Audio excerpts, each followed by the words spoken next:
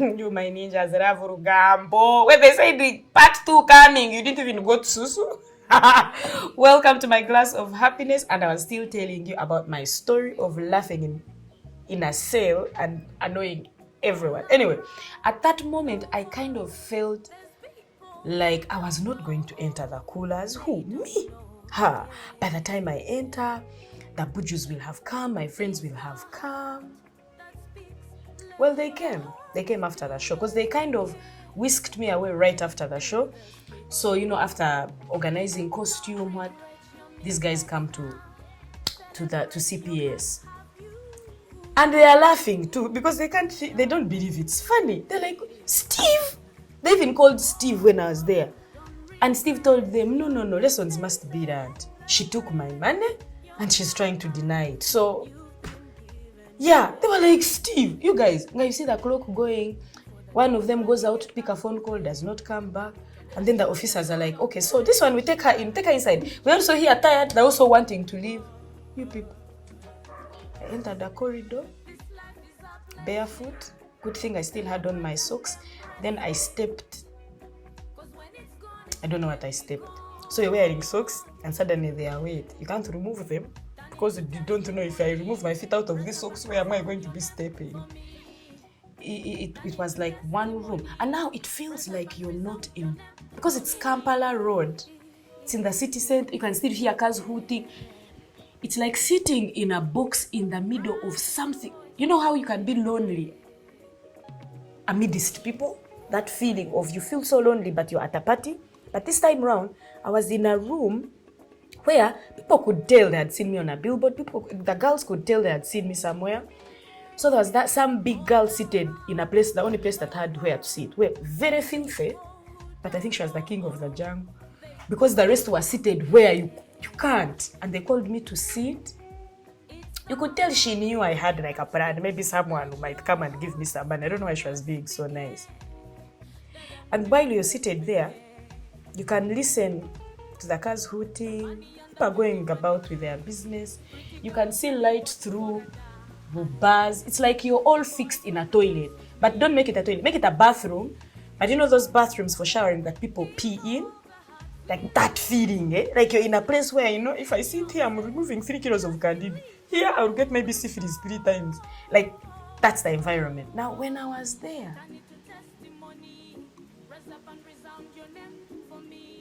I promised myself things. I can't even say them on this show. You realize that when unfortunate things happen to you, life doesn't stop for anyone.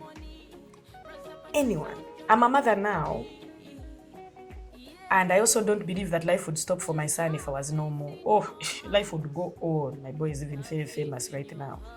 But it was so apparent that, Anne, you are here, you are on billboards out there, you're on people's TV, because I was on TV every day, Monday to Friday, on minibus, Chogereko. Oh gosh, that gives me a chance to talk about Brian Mulondo, the gentleman I was hosting that show with.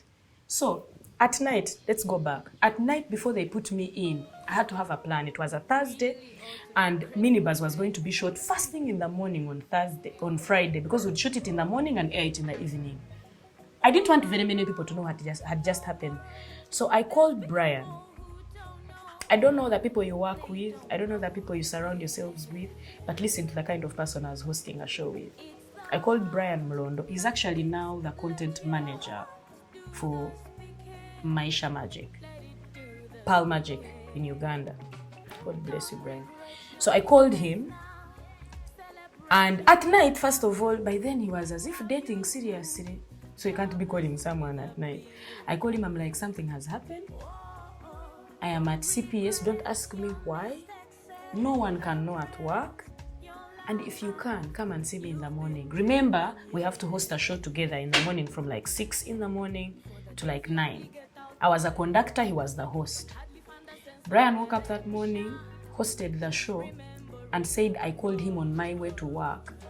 He told my bosses then that I called him on my way to work and I was not okay and I was heading to hospital. He kept quiet, was the conductor, hosted the show, finished, went and handed it in at work, and came to police with a lawyer. I don't know the people you're working with. I don't know the people you surround yourself with. But what would they do if they were on a show with you? And it's a new show. You're in the entertainment industry. It's a new show. And they have a chance to eliminate you. I don't know the people you're working with. Anyway, moving on. So I'm seated there. And of course, I don't believe Brian will do anything. I just know that it's going to be breaking news. Meanwhile, Steve, the one who took me to prison, was not asleep. He had connections in a newspaper. He called people at NBS and NTV started calling Brian, who used to do, remember he used to do Tricksters. They had a show that he used to do then. So they called Brian to be like, where is Kansi? No, you've not seen Kansi on your show today. Wait, they were calling Brian do you know that Kansi is at CPS? Brian is like, I don't know what you're talking about. I am right now with Anne in a bus. We are going to host a show. In the morning, Steve made sure that it was breaking in news somehow, but it didn't break. Let me tell you when God is on your side. So he went, he gave them very many stories. Apparently, that's what he does. He's good at creating stories and getting money out of people. So somehow, because Brian, the only person who could confirm whether or not I was in prison that day, said, I am with her here, we are hosting a show, unless we have 2 consumers that you're talking about. So I remember they came at about like 10 in the morning to pick me up, but how? Back to the prison. So I'm seated there, and I'm like, so these guys who came to see me from Fun Factory, what have they done? Have they now gone like to court? The things you can think about that day. Then I started thinking about all my boyfriends. I'm like, this one can't feel it in his heart that the love of his life is like somewhere rotting in prison. I started saying, hey, but my mother is very prayerful. Can she feel like in her womb that one of her children, something has happened? You sit there and it is very clear to you that you're on your own. Sometimes I think in life there are some things that have happened and I've found myself thinking, you survived that day. This is nothing. Where nobody knew where you could have stayed. But anyway, in the morning, somehow I think I was traumatized into sleeping. I don't know how I slept. And in the morning, life seemed like these guys, it's like they had been around for a while. They even knew the drill. They had read, even by the time I woke up, breakfast had already passed through. There was nothing to eat, I think. And then they came calling me. I think I was not a small person after all. Why? Because the things I had kept with the police had some money or something. So someone saw that there was potential of getting some kamakalos. They got me out. I went to a graduated corridor that was not wait. So I waited from there. And then I used an officer's phone to call and find out. Then Brian told me he was coming with a lawyer.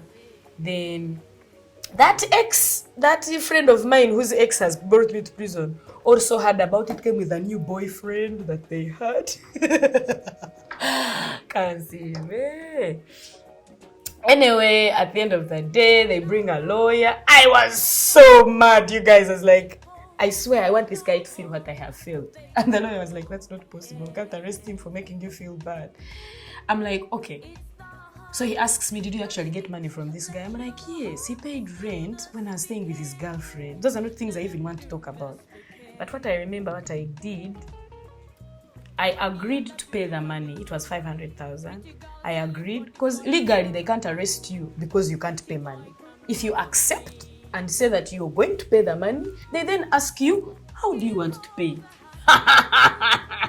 That's when it was my chance to tell Steven to don't mess with Kansimi. Drink, take a sip on your drink. Let's take a sip. Oh, it's Kebi. So, what I did, I told the lawyer, allow, I took the money. And I even have a job, meaning I'm going to be able to spare some money. So I can pay 5,000 Ugandan shillings per month. We wrote a statement. I said, I'm so sorry. I borrowed money which was out of my realm. But if you want me to survive as a peaceful member of society, I am going to pay this guy and I'm so sorry. Is it too late for me to say so? And I told the guy that I'm going to pay him 5,000 per month. I remember I did it for 1 month. Third month I was tired of going to police to be the one to go, then pay 5,000. Because I would go there, end up bribing more money. I would go with more lunch for the officers than the money I'm going to pay. I did it for a while till I vented, which is why I'm... Okay, on that note, you're allowed to mourn your losses. You're allowed to feel pain, to feel aggrieved when horrible things happen to you. I started by talking about rape. I'm not trivializing something as horrible as that. But also that, you can move away from it. You can move on from such a tragic thing. I moved on so quickly from that thing because I allowed myself to vent. I vented. Then I punished that guy. That man, even now when I meet him, he can't look at me in the eyes. And he's always in assumption of what am I going to do. But anyway, people just don't learn. Why am I telling you this story, guys? It's not to entertain. It's not to tell you, even me, I've been there. Oh, I don't want you to sing for me a Mandela back to prison song. No. I'm just sharing a very unfortunate incident that could have changed. There are people whose nudes have been released and they are famous. Kim Kardashian, my ninja. Such things. Cindy, but was it a whole nude? Cindy, who else has? Who else? Nah. Who? Martha K. Who? Judith who? No way. Anyway, Wama, what I am saying is, unfortunate things have happened to people, but don't allow them to define you. All these people that they are talking about, like I've said, nudes have been released. The nudes of famous people. I'm not saying release nudes, but you can come past it. What's the worst that can happen right now that you think you can't get through tomorrow? Look at the happy orphan. Recently, my parents died. But I'm here not cursing God, because the same God that knows how my parents went knows how my son came. That's how life works. You have to move on. Horrible things are happening to people every day. But do you choose to hold on to them like, this one, I've earned it from this war. I fought war, they gave me this medal, so it's mine. Survive those things. Don't be a victim. You survive those things. Say, I am a survivor. And for you to be a survivor, it means walking away from that pain and acknowledging it and seeing it and facing it. Me saying I'm a happy orphan doesn't mean I killed my parents. Doesn't mean I was very happy when they died. But it's acknowledging that they are gone and seeing what more has life got to offer. Then looking around and you see fellow orphans who are seniors in this orphanhood and have been slaying it. Problems happen. There's nothing that is going to happen to you that is new and unique to you. It has happened to someone. And guess what? They've not killed themselves. So today, our glass of happiness. Get your glass, sip on your problems. And know that tomorrow definitely brings a new chapter. Where you sit down and talk about these stories and you don't even drop a tear. Can't see me with my glass of happiness. They don't know.